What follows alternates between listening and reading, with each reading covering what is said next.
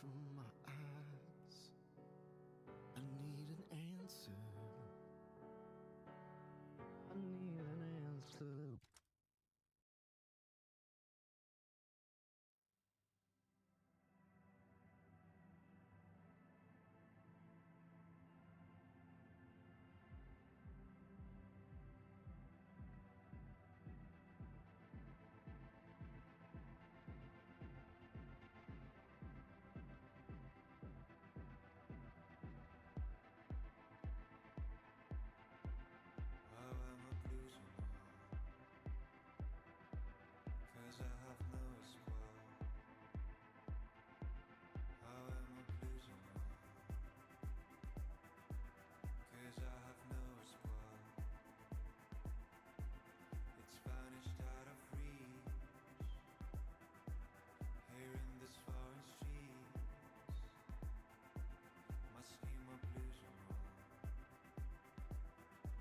I feel like I've been running around like a madman this morning while trading. All right. Okay, let's bring everyone in. All right, good morning, everyone. How are we doing? I haven't really been in the Discord this morning, been a bit busy. I'm not sure what's... have you been in there much? What's been going on? I hope everyone was able to catch that trade this morning at 68.10, 68.08. Yeah, seems like it. Good. Okay, so hopefully, I feel like it's been the last few days in a row we've been asking for a one and done, but haven't delivered on that yet.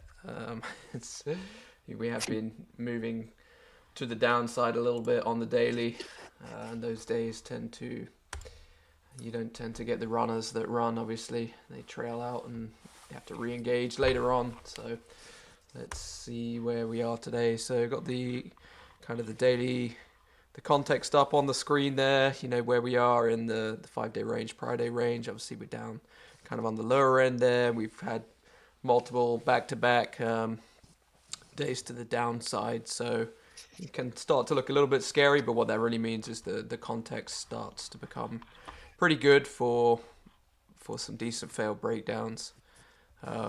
And that's what we've had this morning. So let's bring the chart in and take a look at that.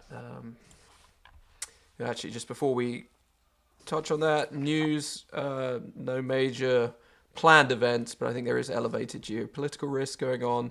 I didn't see anything major on the earnings today either. So with that, got the 4-hour and the 15-minute here. So yeah, I mean, maybe we'll just quickly discuss. I did touch base with you real quick before we came on. Seems like we traded it a little bit differently here, down at 68. So the level from Adam, first of all, was 68.08, but we had the kind of the overnight low at 68.10. So for me, I was actually engaging the 68.10. Not that it makes a huge difference, but you know, if you're following things like the 5-point danger zone, then for me, I was referencing off of the 68.10 there as opposed to 68.08. We had a 4-point flush of the 68.10, so pretty small. Although we have been getting a lot of these smaller flushes lately, which is why we've had a lot more of these kind of non-acceptance protocol trades, I feel like. So I'm going to drop down time frame. Why don't you want to talk through your entry on this one? Yeah. So with mine, I actually took it around 68.14. And I ended up taking it essentially with a little bit of a quick type 2 acceptance. We ended up getting, which is basically we ran up to 68.15 at 8:15, and then came back, lost 68.10 by half a point down to 68.09, and I really like the bounce out of that.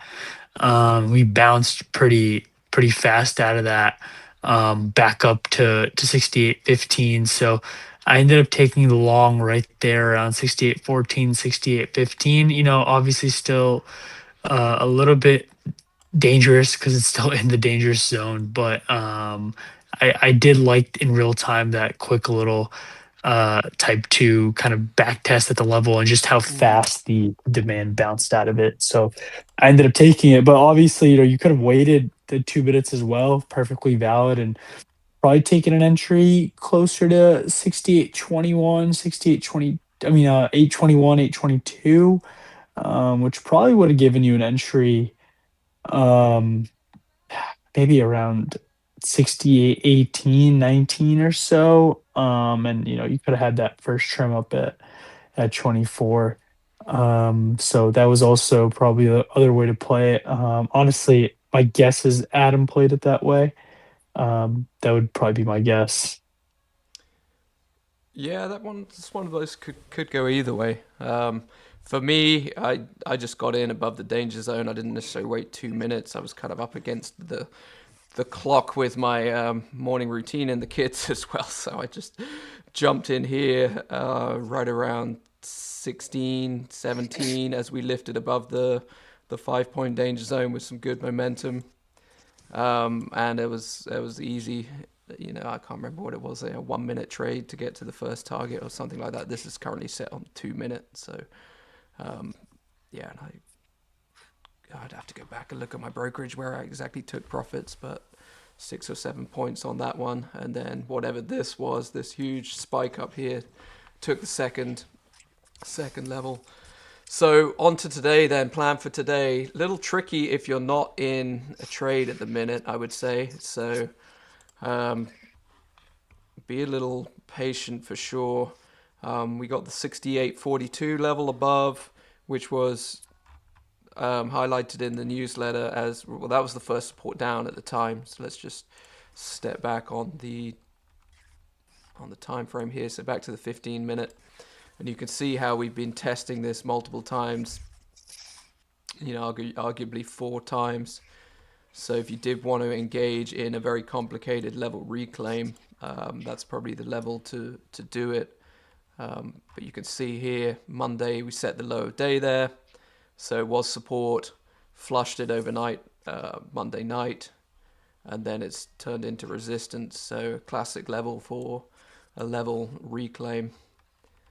But yeah, that will be difficult for sure. And then these levels 22 and 24 is the level Adam's been highlighting is I don't think he's called it a bull bear line, but the major sort of battlefield for the today. So as long as we're above that, it's bulls are in very short term control or have wrestled one ounce of control back from the bears. But if we fail below that, that's where we start to get into some setups we can look to trade traditional failed breakdowns of. I think 68.10, 68.08 would offer another trade here, potential to stalk if we dip off the open. And then beneath that, 95 was a direct bid level. I wouldn't engage in that personally, but we could look to see if that holds and recovers 08 to 010. So that's this dashed line down here. So if we flush hold here and get a recovery of the morning, the pre-market and the overnight low, that would be a possible entry. And then beneath that, it's 67.82. And then there was another level I think he highlighted as being pretty good beneath that. Yeah, the 51. So that's going back to the February 5th low. So look for a hold in the 30s and then recover 51 if we really start trucking down there. But obviously that would be pretty major sell to get down to that point. That'll be touching 100 points if we get down there. So give that one some time to settle down before engaging. So, but yeah, let's see what the open holds. I'm personally hoping that 20 to 24 It will runs hold up. and we push on up. Yeah, I don't know. That opening sell program has kind of been, I feel like, been programmed now for quite some time. It feels like it's been almost like a month or two now where we open and it starts selling off right off the open. So we'll see if we get that again today, but it Mm. does feel like it's been happening just almost every day now. Yeah, I mean, there's been a bit of rotation, obviously, off the highs, hasn't there, since the Yeah. 7,000s, and while longer term buy the dip continues, we have been in this broader sideways consolidation since October. Let's just zoom out here, get back to the daily. Oop, wrong chart. Yeah, I mean, even this overall flag we're in, I mean, obviously it is a bit more of a downtrending flag on the higher time frame. Um, Yeah, that's the which, right now has just response. been playing out pretty well. Yeah. So yeah, let's see. If you're not in the trade, be patient. There'll likely be another sell-off at some point. I don't think you have to wait too long. And don't try and force anything in the middle here. Be very cautious of that 42 above, but it does look like it's potentially setting up for a reclaim. Keep an eye on Adam's tweets. I actually read those this morning. I did paste it on the front screen, but yeah, what's he saying? 22 to 24 remains critical support. 53, 38 and 53 remain above. So he's not really giving a reclaim level out in that.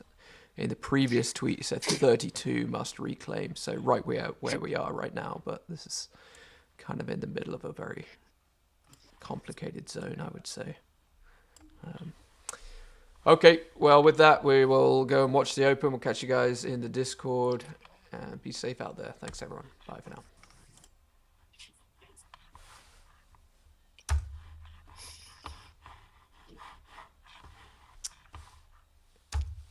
Great.